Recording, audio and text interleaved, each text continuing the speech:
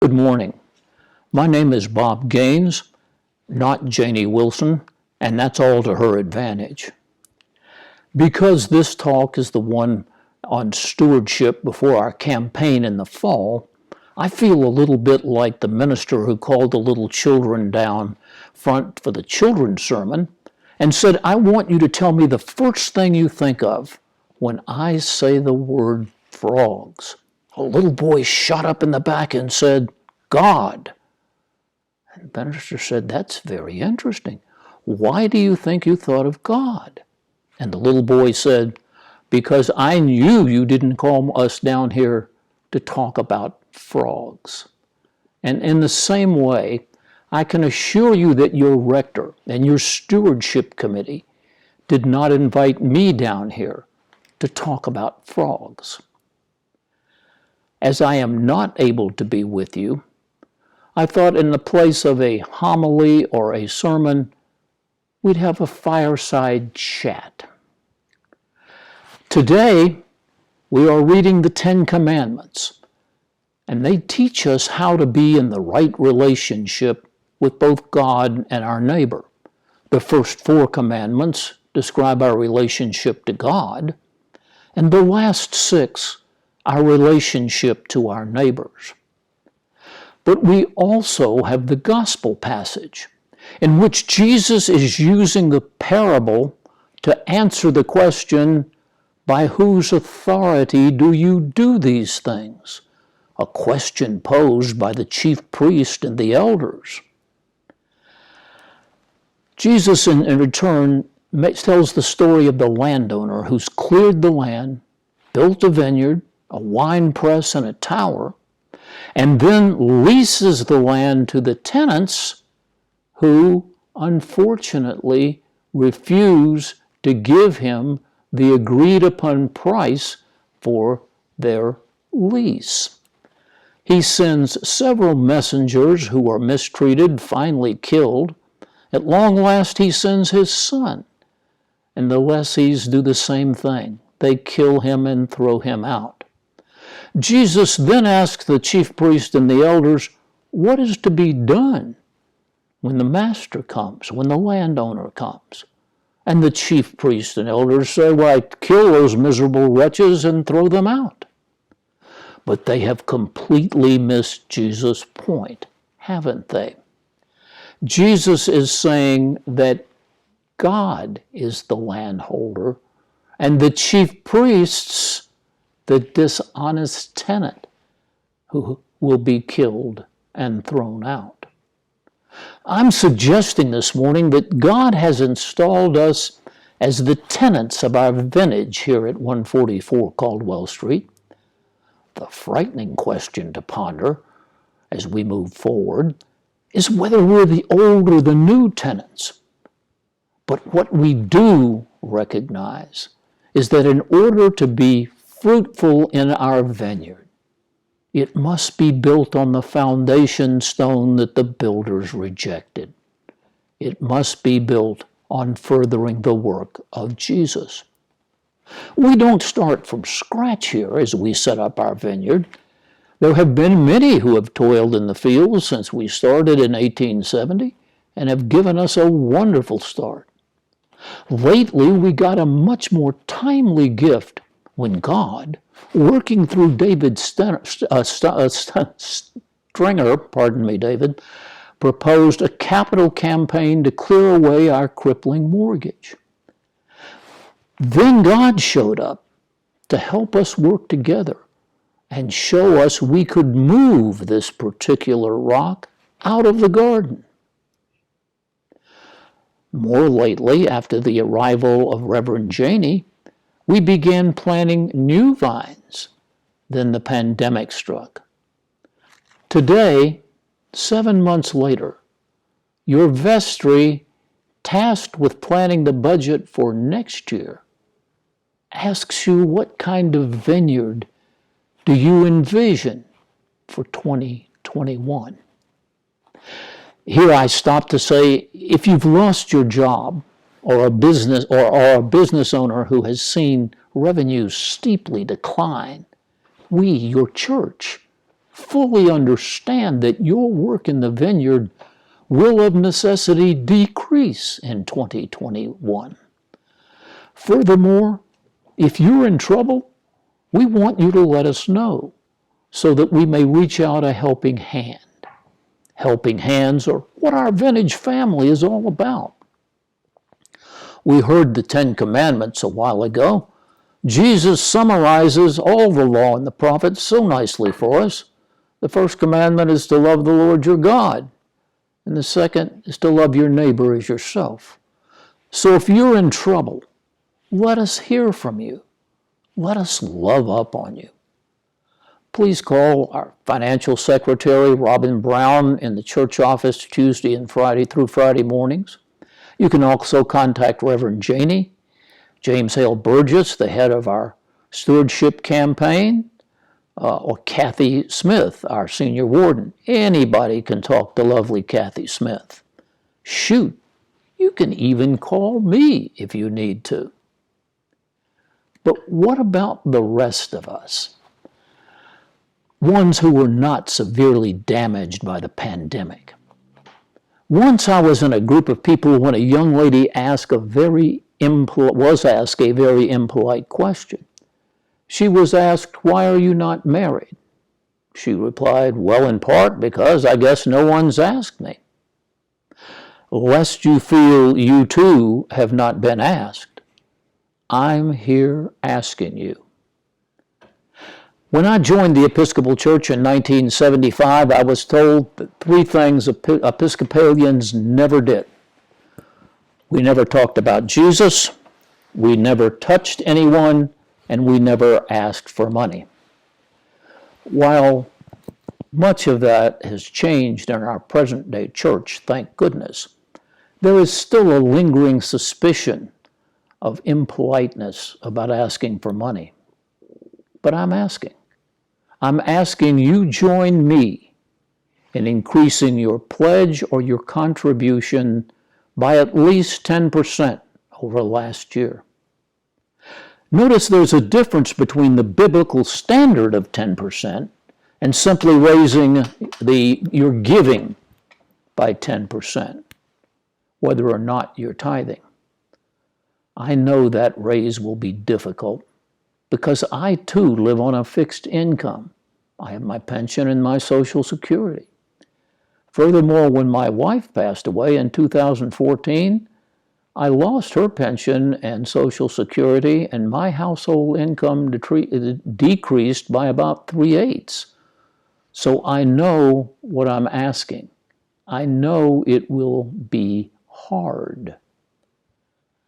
Notice, if you will, what a difference that would make. For while our pledging units have been shut down, or the church has been shut down, did you know that our pledging revenue has dropped off the table? And obviously there's been no plate offering for nearly 7 months to cushion that fall. There are those who voice the opinion that because the church was closed, we have no expenses and therefore ought to be ahead on our financial plan. But I ask those of you who have been shut down for the last 7 months, as I have, whether your expenses have really decreased. I still have to pay the proverbial butcher, baker, and candlestick maker, and so does your church. Let's reconnect for a minute with the biblical story. There was a wine press on that property. To me, that suggests that they were not only growing grapes, they were making wine. Turning our attention to our vineyard here at 144, how will our 2021 vintage turn out? Will it be robust, textured, spicy, sought after by collectors in future decades?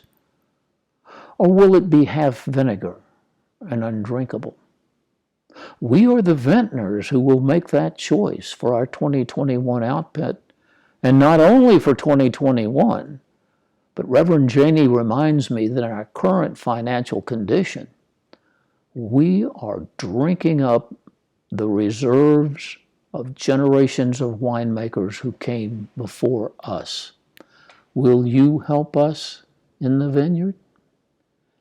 For those of us who have not been harshly affected by the pandemic, our pledge revenue may have dribbled to a halt because we fear what may be around the next corner.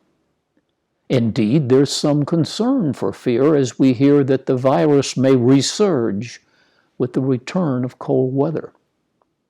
If you are one of those more or less apprehensive and uneasy ones about what lies ahead, the good news is you're not alone. But if we wait to see what's going to happen before we make a pledge or a contribution, what happens to our vineyard at 144? It's been given into our care, at least for the time being. What kind of account will we make of our stewardship? Are we the old or the new tenants in our gospel? If we define faith as things we believe that are not seen, then with such faith, we can look beyond the pandemic and envision our vineyard as once more fully open for business. Christ's unwillingness to give up on us often confronts us with the truth about our lives, but that truth is often difficult to hear and accept. We heard his words this morning in the parable, but do we realize he's not talking to the chief priest? He's talking to us. Do we realize that we make decisions about our church, our home, our marriages, our children, our work, that all of these are the vineyards where we're called to reveal the presence of God and produce the fruits of the kingdom? Will you help us harvest the grapes? Throughout the weeks leading up to this November ingathering, we've been stressing the idea of the invitation. More specifically, the idea of the invitation into a more abundant life here on earth that Christ has promised us. I invite you to take some time before the ingathering to envision what a more abundant life really looks like for you. How you can connect to our life here in the vineyard in new and more meaningful ways. Because, believe it or not, we don't just want your money. We want your heart, your mind, and your soul in the vineyard as well. That reconnection with your head, your heart, and your soul explains why we invite you to explore the new tasks that may interest you here in the vineyard. James Hale asked me to share with us a story with you that I have shared on a prior occasion. As I was growing up every Easter Sunday morning after the service, my dad would shake hands with the minister and we would walk out at the top of a flight of stairs that would lead down to a courtyard where the congregation was gathered after the service. Dad would survey the crowd and in his best and most booming voice announce, "For all you people I haven't seen since last Easter and won't see till next Easter, I want to wish you a Merry Christmas and a Happy New Year." Now, as sarcastic and as arrogant as that remark was, Dad was calling out what he perceived as the difference between those of us with skin in the game and those who came only often enough so they could criticize later. Between those who consistently worked in the vineyard and those who only paid the obligatory annual visit. Between those who demonstrated a sincere concern for others versus those whose only care was about themselves. Now, as our vineyard begins to reopen, please be open to new and different ways. Christ may be calling you to lend your head and your heart and your soul at the winepress. In what new light will you see a role as a Christian as we celebrate Christ, serve Christ, and share Christ? Will you help us make wine in 2021? The scripture lessons today and the Ten Commandments include a clarion call to love God and our neighbors. The gospel parallel invites us to compare the old and the new tenets. The old tenets were seeking to gratify only their own greed. But the parable ends before the behavior of the new tenets is reported. I'd like to think that those of us new tenants are joyfully accepting the contract with the landowner. And in so doing, I join you and invite you to join what I'm calling the Yakuza Pledge Plus 10 Club with me. And I know we all look forward to embracing the communion wine once again when our vintage is fully opened. Thank you.